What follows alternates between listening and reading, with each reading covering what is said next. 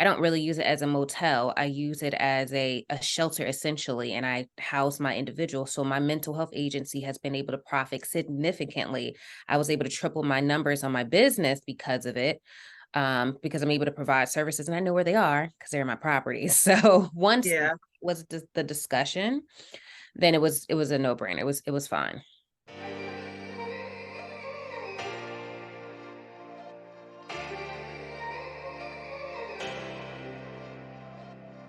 Welcome to the Share the Wealth Show, where minority professionals can learn to escape the racial wealth gap and catapult themselves into abundance. Your host, Nicole Pendergrass, grew her net worth from being negative to multiple six figures. Join her on her investigative mission to expose secret strategies of the wealthy so we can all have the tools needed to build the life and legacy we were created to possess. Now it's time for the show. All right. Welcome back, everyone, to another episode. This is the show where we discuss strategies on how to build, grow, and protect minority wealth. And first, what I want to do is I want to give a shout out to one of the reviewers that we have. Thank you so much for leaving this review. I'm going to just read that so we can all hear what you had to say about the show. So from Miss Nikki 13, thank you, Miss Nikki. Nicole understands the assignment. I can't believe I'm just discovering her podcast. Relevant, timely, much needed info for everyone who is trying to build wealth without a blueprint or a silver spoon. Gems dropped every episode. You know what? Miss Nikki 13, I appreciate you so much. Thank you from the bottom of my heart for leaving that review.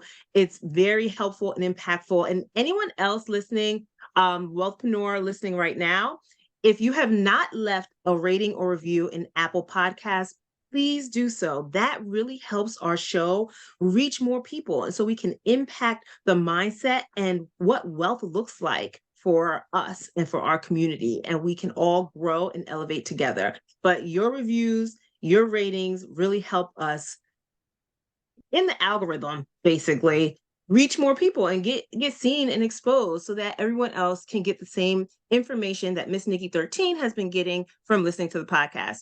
And saying all of that, I know we have a tremendous episode coming up right now because we have with us Miss Standice Rumph. Thank you, Standice, for coming and joining us today. I'm so excited for this. I'm so happy to finally get you on the show. Thank you. I'm excited to be here. Been watching for a while, so now I get to be on it. Yeah, nice. Okay, so just super random. What's one thing people buy that you think is a total waste of money? Ooh, okay. In real estate, obviously. Let me think. It don't got to be real. It could be anything. Oh, okay. For me, I would probably say cars, even though I just bought a car yesterday. But I would say, I think people spend a lot of unnecessary money on cars, right? Like, cars are gonna depreciate significantly, and most of the time they take a lot of work and upkeeping. So I feel like people put a lot of focus on getting the newest, the best vehicle, instead of getting them something that kind of is nice. I like things that are nice, but I don't need to get the $130,000 BMW 7 Series, right? So I would say that's my thing. I've never been a big car. I drive a F-150, and so obviously that would be my jam. That I just want something that's got technology, practicality, and that doesn't depreciate significantly over time. Well, that's smart. And that's an investor-minded way of thinking about cars and ownership. And actually, just on my vision board, I have a Range Rover. Okay. White body, black top. That's the one I want, right? Yeah. And they have different styles, and there's some I like, so it doesn't matter really the style, but I just wanted to be a Range Rover, white body, black top. And it's because I saw it on the street. I'm not a car person. I saw it on the street and I was like, oh, I like that car. There goes my victory. Because my mom used to always say that when we were younger, whenever we needed a new van, every time we saw the van, instead of punch buggy yellow, can't punch back kind of thing, she would look at it and she was like, there goes our victory. So we all in the van would have to shout, there goes my victory, because we would see the van that we needed for transportation. So anyway, by default, I said, there goes my victory. And I had on my vision board, not that I knew anything about it or that it was an expensive car until I looked it up and I was like, cars are expensive. Do I really need that? Like, I just wanted it because I liked it, and heard the name Range Rover before, but not because I Right. really need a Range Rover. I've never driven one or been inside one. So I don't know. I might have to revamp. And I've seen other Range Rover lookalikes that still have the white body and the black top. Like the But then I wagon. kind of feel like, am I getting a ripoff version? But then that's that's mindset, and that's what's like being what's that consumerized into like Yes. wanting like Yeah. name brand stuff that you don't need. So Yep. that's kind of like, I'm getting the knockoff version, but that's also that's the wrong mindset to have about it, right? So I'm still working on myself with that one. I don't know. I would be getting it. I'd probably get it and then just be like, I don't really want this anymore. It's traded I know in, so many but people would just to get a say I car got it. and they're like, eh. Yeah, after like a year, they're like, okay, but you still got that same car note. So Yeah, definitely, definitely. like a give and take. So Right? yeah, I'm gonna have to think about that. So you have a whole street named after you, I do ma'am. have a whole street named after me. I do. It's so weird, but yes, I do. Talk about buying the block, right? Okay, so where is this street at, and what's it called?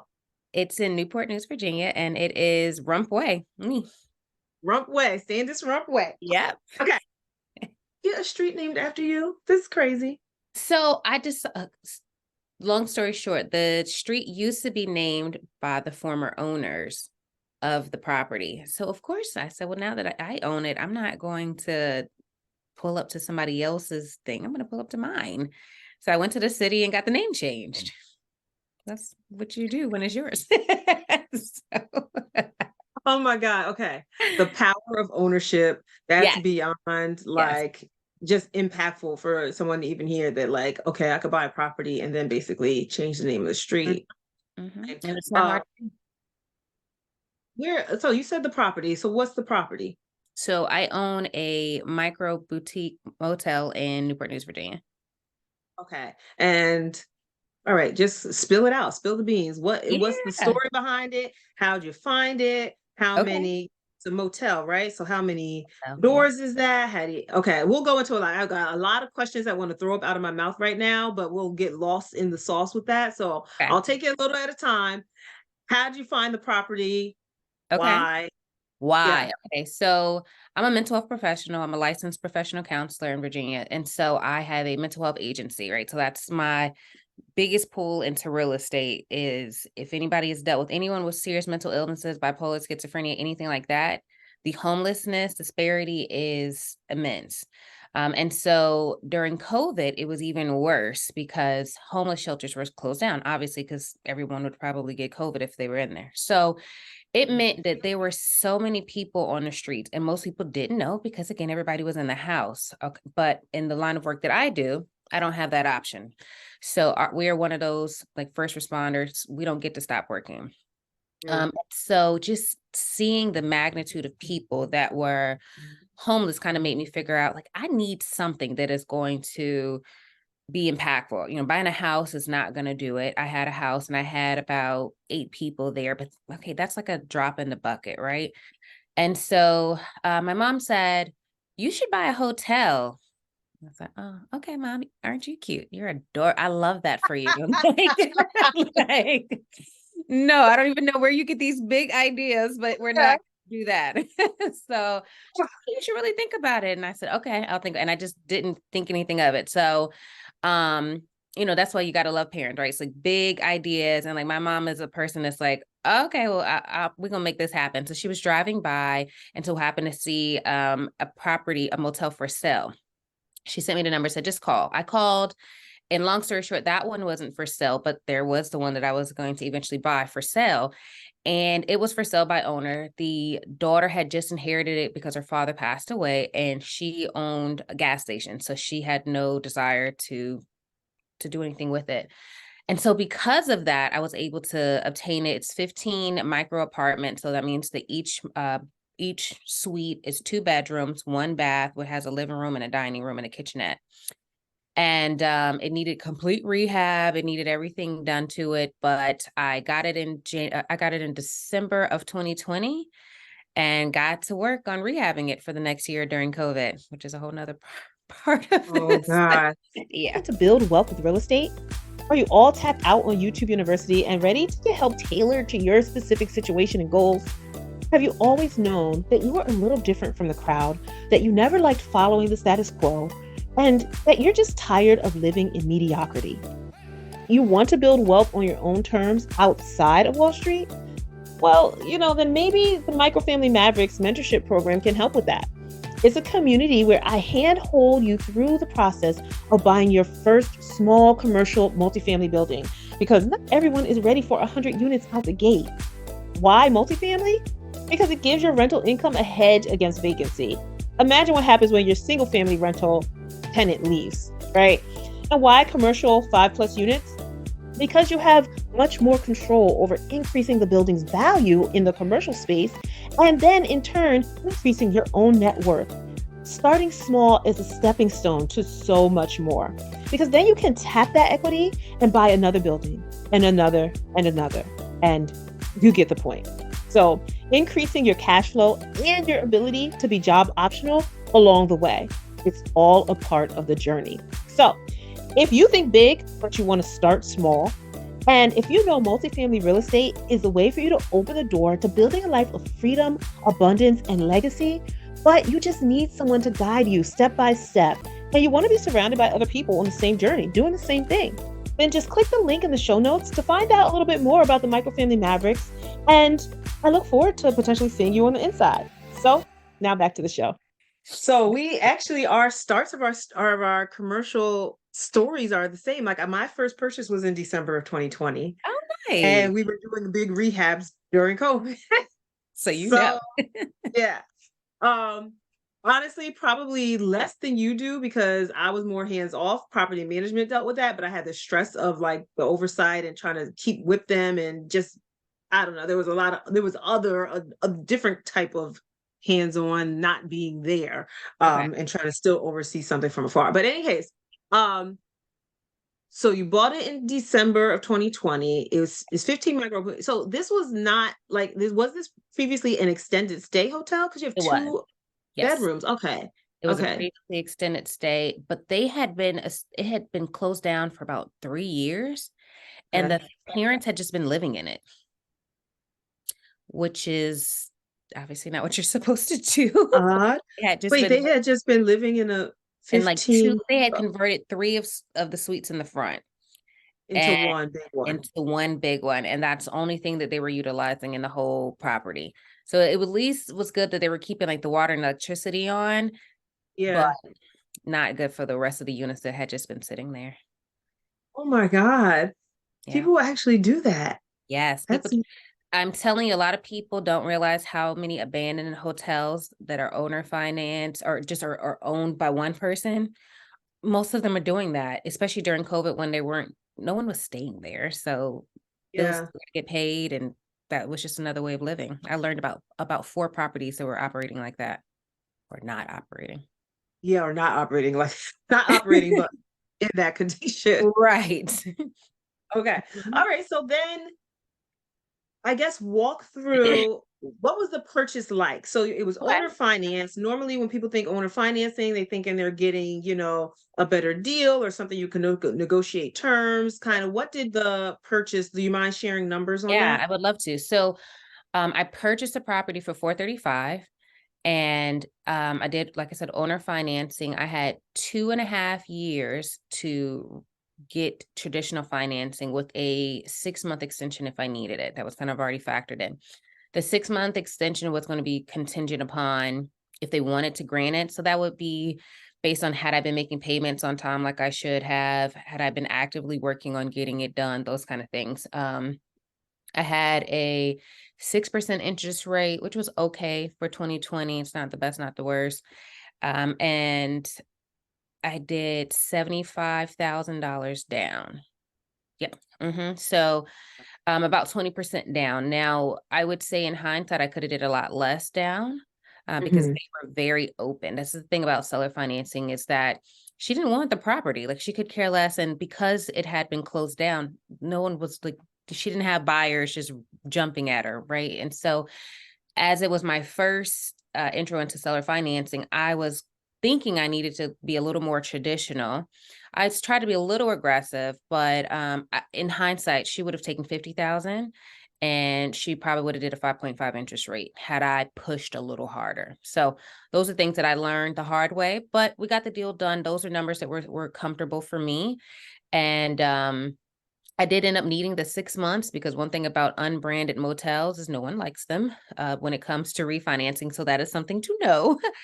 But a lot of people liked my strategy. So that was the thing that I did not use initially when I was going to refi. I wasn't explaining that I don't really use it as a motel. I use it as a shelter essentially, and I house my individuals. So my mental health agency has been able to profit significantly.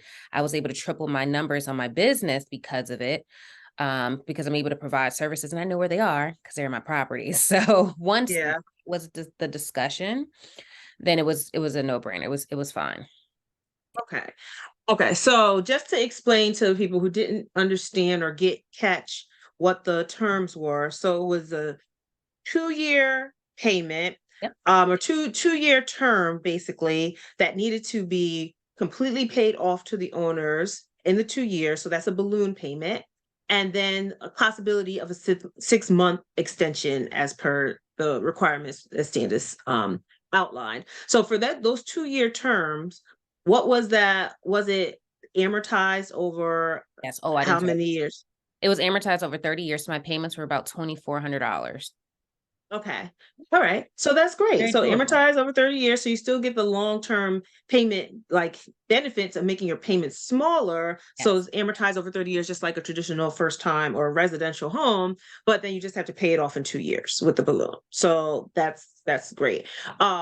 That's also another great thing you said about making sure when you're going to refinance that the lenders understand the story behind what you're doing and your business plan and your business strategy. So that can make a huge difference on if somebody's going to lend to you. Because if you're looking at an unbranded hotel as like a normally operating hotel, then like Standice said, some banks don't like that. So now if you're looking at hotels or motels, now you know.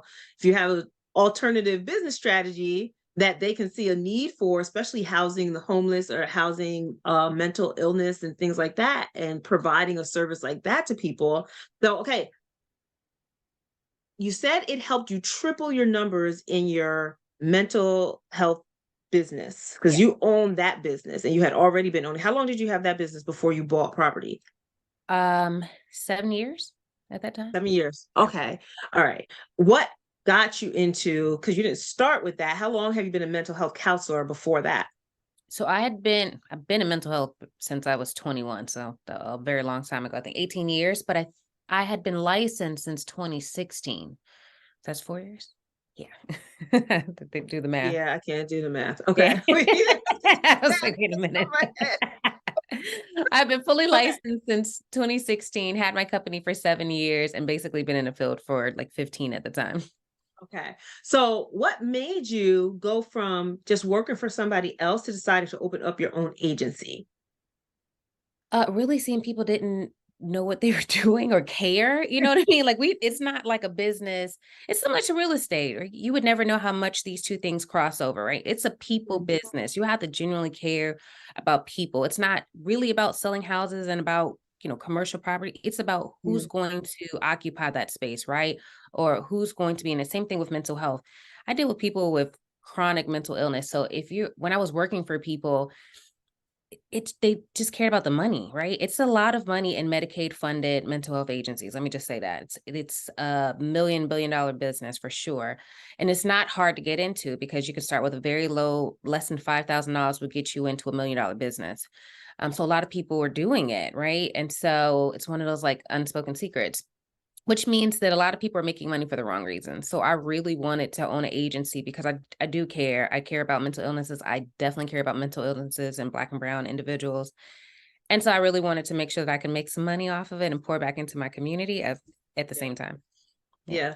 Well, that makes sense. Like, is the whole not conundrum, but doing well while doing good, because Yes. it can coexist. Like being altruistic and having a heart doesn't mean that you drain yourself dry and that you can't actually be abundant in the giving back that you're doing. So I love that juxtaposition. Am I saying it right? Blah, blah, blah, blah.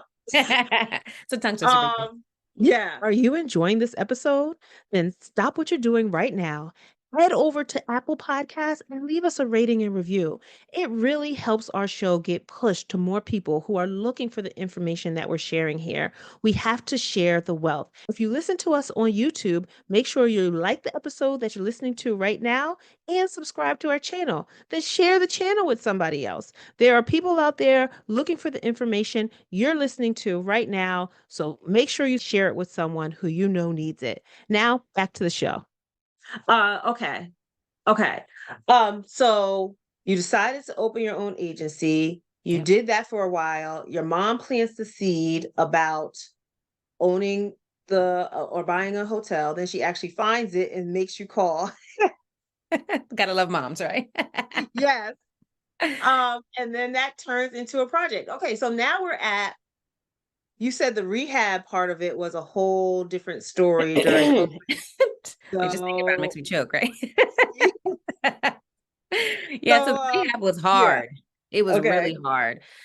And I made it hard on myself, right? So I love You talking said the about rehab was 75, or no, the 75 was the down payment. How much was the rehab?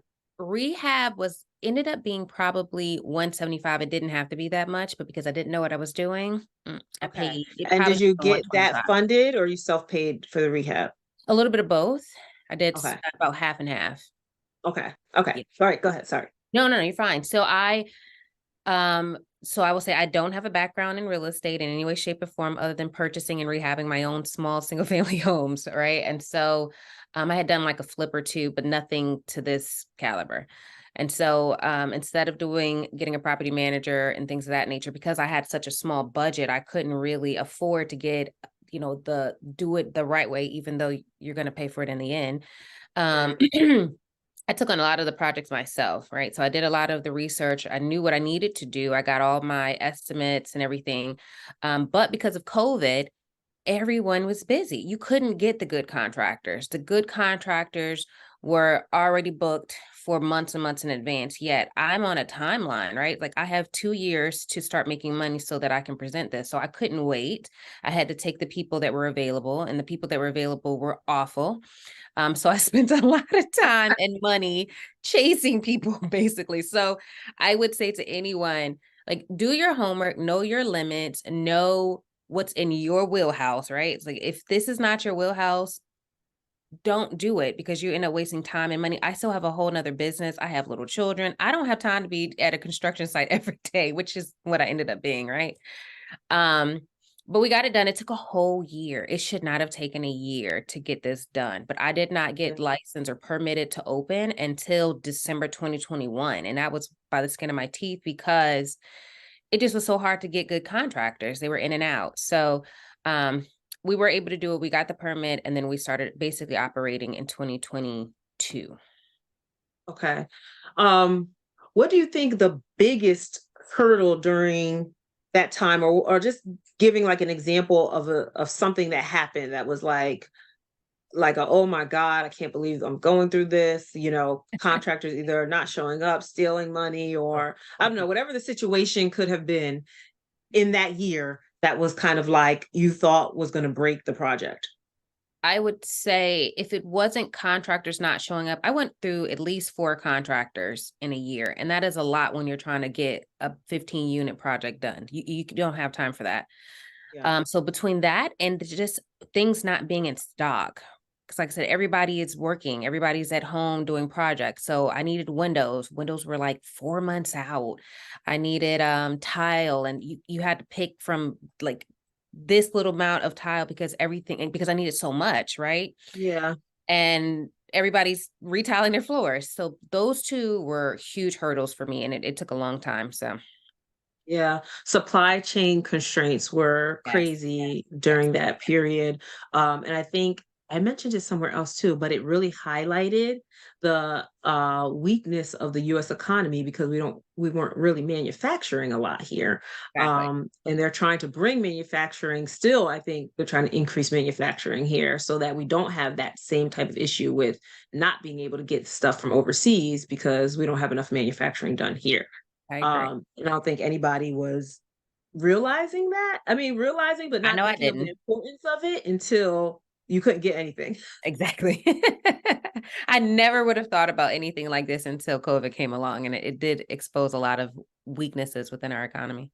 Yeah, definitely. Okay. So then how did that end up? You got like fully licensed Yes. to operate in December. You started in 2023 with 2022 2022 with getting with your you. Yeah. patients and your Mhm. clients in there. So what did that look like? Kind of how what's the flow from like your mental health agency into the housing? Who gets to stay there? How does that the whole thing kind of fit together? Okay. So, yes, it started off really rough in the end, but it ended up working out really, really well. So, because I entered in with such a low price point with 435, we were able to essentially, I opened up a nonprofit organization called Kennedy's Quest, which we do house the homeless through that, and it makes it a little easier to do it that way. Just because I do have a motel, so you can't just let people stay there for free. So long story short, my company, Benevolent Family Services, we get individuals directly from the hospital 90% of the time. So the hospital will call us and say, hey, this individual was hospitalized due to suicidal ideations or homicidal ideations, typically, maybe some mania. They're ready to be discharged, but they are not safe or stable enough to be in the community by themselves or to return home. So the nonprofit side will do a screening on them and say, are you safe? Do you have any type of background that would make it difficult for you to, cohabitate with others? Is your mania, whatever the case may be, to where it needs to be? So do the screening, and if they are approved for it, which most of the individuals are, then they'll be able to get a voucher, and then the voucher will allow for them to stay at the hotel. And then once they stay at the hotel, we're able to provide our counseling and crisis services to them.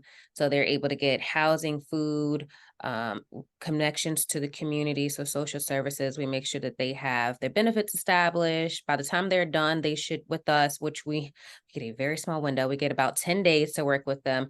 They should be able to have at least their SNAP benefits, which is like food stamps, and their ID cards, and at least on a housing list for either Section 8 or something like that, and connection to mental health resources if it's not with us, Okay. then somewhere else. Okay. All right. So I'm putting this together in my head, make sure I have the idea of what's going on. So once they get to you, you have 10 days. That 10 days, so it's basically transitional housing. Is that and so they have to be out of your facility in 10 days, or they just have Normally to we have those give things people a lined couple up. days.